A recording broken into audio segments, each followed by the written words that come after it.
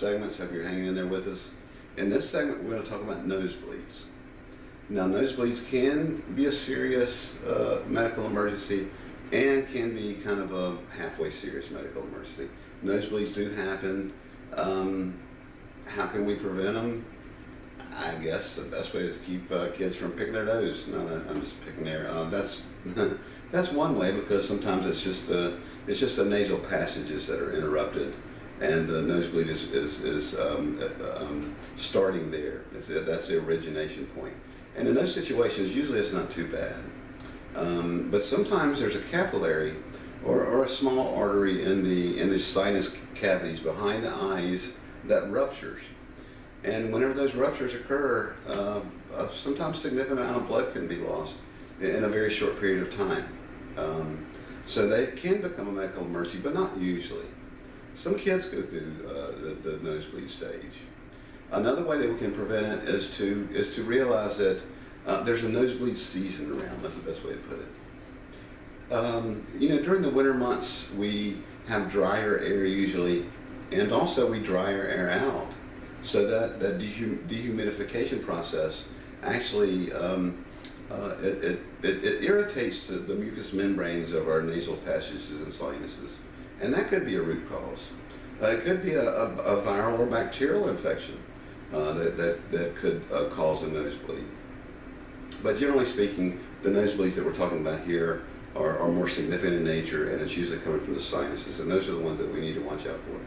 Now, years ago in first aid, I was around, and whenever they told us to hold our head back, and y'all may have had that done when you were young, pinch your nostrils and hold head back.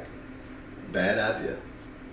What happened in that situation? The blood would basically just run down the old digestive tract there, and it would coagulate in the stomach, and it would make a patient sick.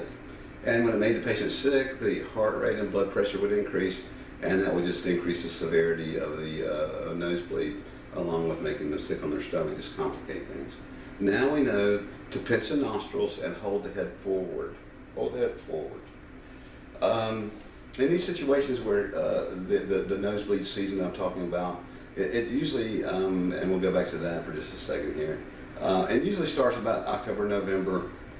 It runs to about the first allergy season of April or May or something like that. And those are usually the times whenever you get your most significant nosebleeds occurring. It's appeared over the years. So with that in mind, why do we hold head forward? It's because the blood will pool and clot or coagulate in the nasal passages.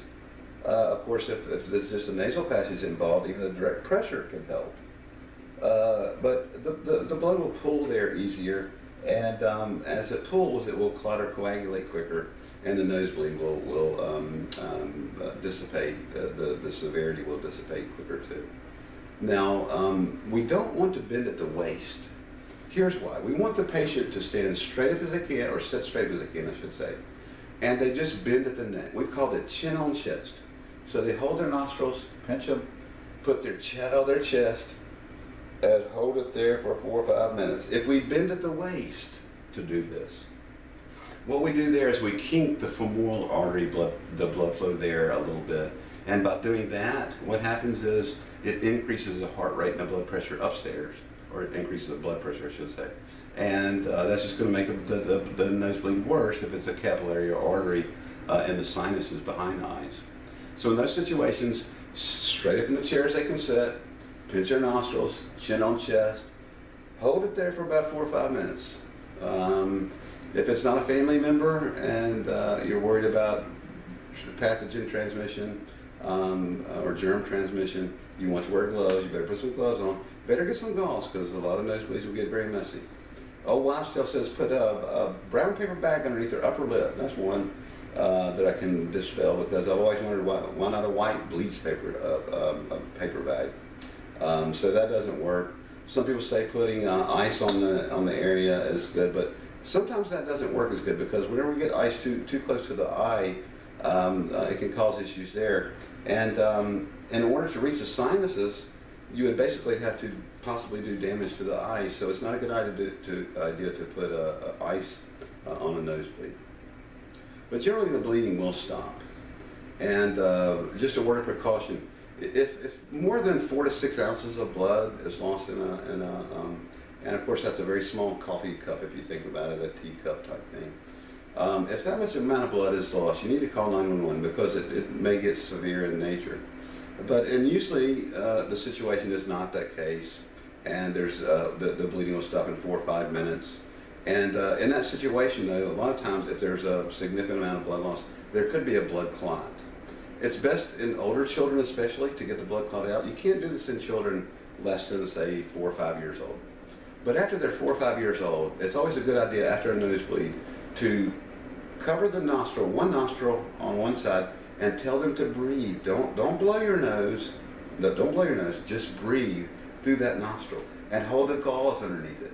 And by breathing this way, sometimes the blood clot that's on this side will come out. And we're going to do the same to the other side. Cover the nostril and tell them with the gauze underneath to breathe very gently.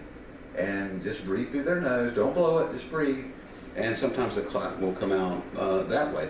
It's a good idea to get the clot out because, number one, it'll keep them from sniffing and snooting and making another nosebleed occur. And also, if we get rid of the blood clot, we've cut down on the fuel for a potential secondary bacterial infection occurring. The bacteria would, of course, feed their staph or sometimes strep, and in those situations could end up with a bacterial infection of the sinuses. Repeated nosebleeds. Let's say somebody has nosebleeds constantly.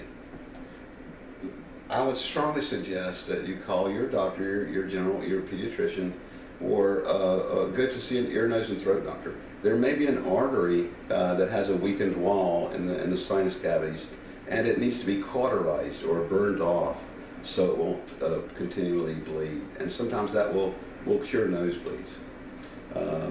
But always keep an eye on things, and remember that treatment. Watch out for severe bleeding. Call 911 if that occurs. But generally, you don't have to call 911 if it's just a minor nosebleed. Thanks a lot for watching again. And we're going to kind of get into a little bit more gory stuff here, dislocations and burns in a minute. But we won't get too gory once again. But we need to talk about these situations. Hopefully, once again, they'll never occur, but we will be prepared to act in the appropriate and medically proper manner to keep them from being more severe. Thanks a lot for watching, and we'll see you in the next video. Bye-bye.